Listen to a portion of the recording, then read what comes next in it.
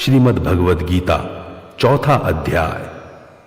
सगुण भगवान के प्रभाव, निष्काम कर्म योग तथा योगी महात्मा पुरुषों के आचरण और उनकी महिमा का वर्णन करते हुए विविध यज्ञों एवं ज्ञान की महिमा का वर्णन। श्री भगवान बोले, मैंने इस अविनाशी योग को सूर्य से कहा था। सूर्य ने अपने पुत्र वैवस्वत मनु से कहा और मनु ने अपने पुत्र राजा इक्ष्वाकु से कहा। हे परंतप अर्जुन, इस प्रकार परंपरा से प्राप्त इस योग को राजऋषियों ने जाना, किंतु उसके बाद वह योग बहुत काल से इस पृथ्वी लोक में लुप्त प्राय हो गया।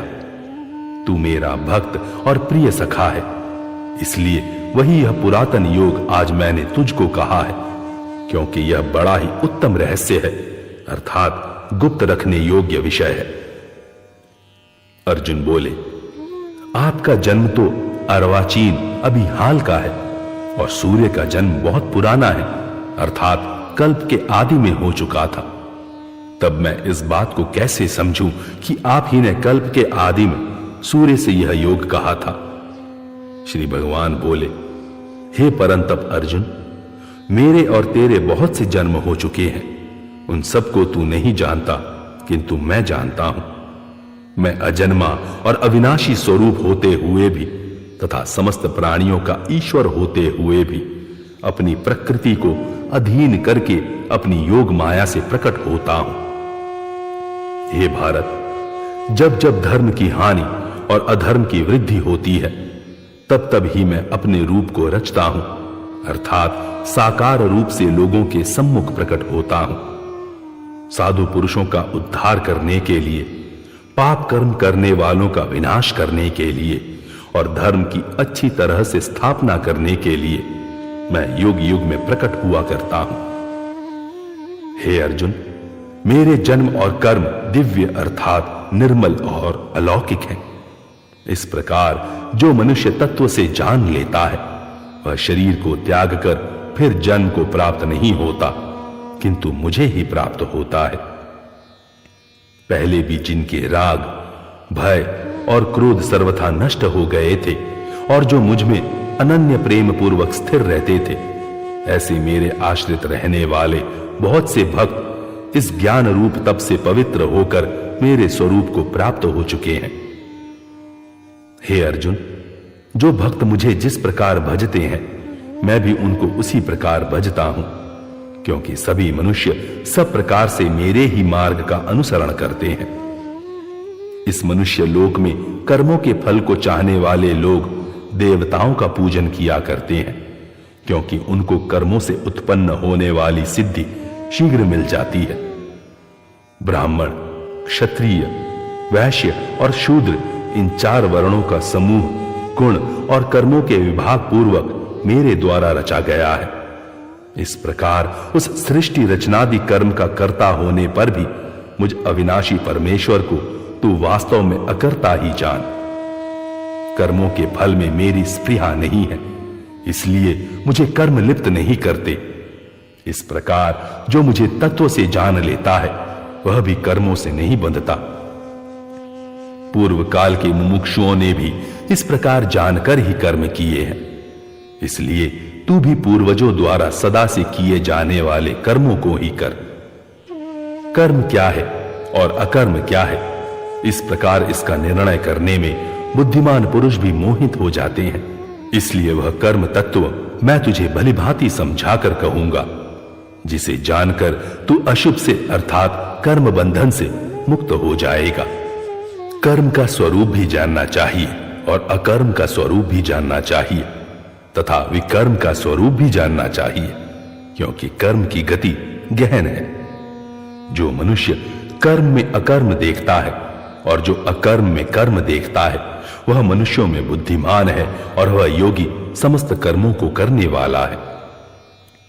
जिसके संपूर्ण शास्त्र सम्मत कर्म बिना कामना और संकल्प के होते हैं तथा जिसके समस्त कर्म ज्ञान रूप अग्नि के द्वारा भस्म हो गए हैं, उस महापुरुष को ज्ञानी जन भी पंडित कहते हैं।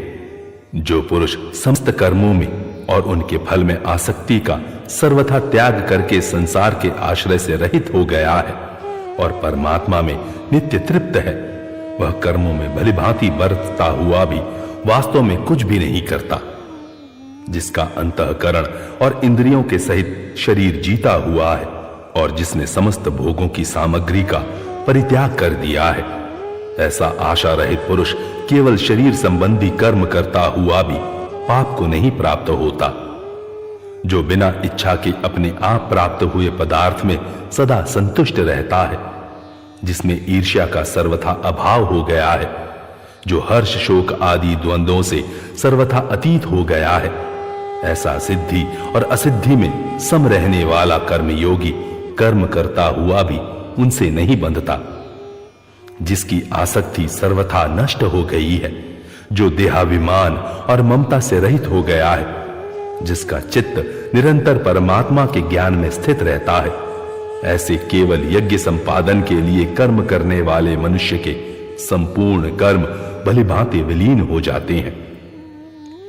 जिस यज्ञ में अर्पण अर्थात श्रुआ आदि भी ब्रह्म है और हवन किए जाने योग्य द्रव्य भी ब्रह्म है तथा ब्रह्म रूप कर्ता के द्वारा ब्रह्म रूप अग्नि में आहुति देना रूप क्रिया भी ब्रह्म है, उस ब्रह्म कर्म में स्थित रहने वाले योगी द्वारा प्राप्त किए जाने योग्य फल भी ब्रह्म ही है। दूसरे योगी जन देवताओं के पूजन रूप यज्ञ का ही भलीभांति अनुष्ठान किया करते हैं और अन्य योगी जन पर ब्रह्म परमात्म रूप अग्नि में अभेद दर्शन रूप यज्ञ के द्वारा ही आत्म रूप यज्ञ का हवन किया करते हैं। अन्य योगी जन श्रोत्र आदि समस्त इंद्रियों को संयम रूप अग्नियों में हवन किया करते हैं और दूसरे योगी लोग शब्दादि समस्त विषयों को इंद्रिय रूप अग्नियों में हवन किया करते हैं। दूसरे योगी जन इंद्रियों की संपूर्ण क्रियाओं को और प्राणों की समस्त क्रियाओं को ज्ञान से प्रकाशित आत्म संयम रोग रूप अग्नि में हवन किया करते हैं। कई पुरुष द्रव्य संबंधी यज्ञ करने वाले हैं, कितने ही तपस्या रूप यज्ञ करने वाले तथा दूसरे कितने ही योग रूप यज्ञ करने वाले हैं और कितने ही अहिंसादि तीक्ष्ण व्रतों से युक्त यत्नशील पुरुष स्वाध्याय रूप ज्ञान यज्ञ करने वाले हैं। दूसरे कितने ही योगी जन अपान वायु में प्राण वायु को हवन करते हैं, वैसे ही अन्य योगी जन प्राण वायु में अपान वायु को हवन करते हैं तथा अन्य कितने ही नियमित आहार करने वाले प्राणायाम परायण पुरुष प्राण और अपान की गति को रोककर प्राणों को प्राणों में ही हवन किया करते हैं। ये सभी साधक यज्ञों द्वारा पापों का नाश कर देने वाले और यज्ञों को जानने वाले हैं। हे कुरुश्रेष्ठ अर्जुन, यज्ञ से बचे हुए अमृत का अनुभव करने वाले योगी जन सनातन पर ब्रह्म परमात्मा को प्राप्त होते हैं और यज्ञ न करने वाले पुरुष के लिए तो यह मनुष्य लोक भी सुखदायक नहीं है, फिर परलोक कैसे सुखदायक हो सकता है। इसी प्रकार और भी बहुत तरह के यज्ञ वेद की वाणी में विस्तार से कहे गए हैं। उन सबको तू मन, इंद्रिय और शरीर की क्रिया द्वारा संपन्न होने वाले जान। इस प्रकार तत्व से जानकर उनके अनुष्ठान द्वारा तू कर्म बंधन से सर्वथा मुक्त हो जाएगा। हे परंतप अर्जुन, द्रव्यमय यज्ञ की अपेक्षा ज्ञान यज्ञ अत्यंत श्रेष्ठ है तथा यावन मात्र संपूर्ण कर्म ज्ञान में समाप्त हो जाते हैं। उस ज्ञान को तू तत्वदर्शी ज्ञानियों के पास जाकर समझ। उनको भलीभांति दंडवत प्रणाम करने से, उनकी सेवा करने से और कपट छोड़कर सरलता पूर्वक प्रश्न करने से वे परमात्म तत्व को भलीभांति जानने वाले ज्ञानी महात्मा तुझे उस तत्व ज्ञान का उपदेश करेंगे, जिसको जानकर फिर तू इस प्रकार मोह को नहीं प्राप्त होगा। तथा हे अर्जुन, जिस ज्ञान के द्वारा तू संपूर्ण भूतों को निशेष भाव से पहले अपने में और पीछे मुझ सच्चिदानंद घंग परमात्मा में देखेगा, यदि तू अन्य सब पापियों से भी अधिक पाप करने वाला है तो भी तू ज्ञान रूप नौका द्वारा निसंदेह संपूर्ण पाप समुद्र से भलीभांति तर जाएगा। क्योंकि हे अर्जुन, जैसे प्रज्वलित अग्नि ईंधनों को भस्म कर देता है, वैसे ही ज्ञान रूप अग्नि संपूर्ण कर्मों को भस्ममय कर देता है। इस संसार में ज्ञान के समान पवित्र करने वाला निसंदेह कुछ भी नहीं है। उस ज्ञान को कितने ही काल से कर्मयोग के द्वारा शुद्धांतकरण हुआ मनुष्य अपने आप ही आत्मा में पा लेता है। जितेंद्रिय, साधन परायण और श्रद्धावान मनुष्य ज्ञान को प्राप्त होता है तथा ज्ञान को प्राप्त होकर वह बिना विलंब के तत्काल ही भगवत प्राप्ति रूप परम शांति को प्राप्त हो जाता है। विवेकहीन और श्रद्धा रहित संशय युक्त मनुष्य परमार्थ से अवश्य भ्रष्ट हो जाता है। ऐसे संशय युक्त मनुष्य के लिए न यह लोक है, न परलोक है और न सुख ही है। किंतु हे धनंजय, जिसने कर्मयोग की विधि से समस्त कर्मों का परमात्मा में अर्पण कर दिया है और जिसने विवेक द्वारा समस्त संशयों का नाश कर दिया है, ऐसे वश में किए हुए अंतःकरण वाले पुरुष को कर्म नहीं बांधते। इसलिए हे भरतवंशी अर्जुन, तू हृदय में स्थित इस अज्ञान जनित अपने संशय का विवेक ज्ञान रूप तलवार द्वारा छेदन करके समत्व रूपी कर्म योग में स्थित हो जा और युद्ध के लिए खड़ा हो जा।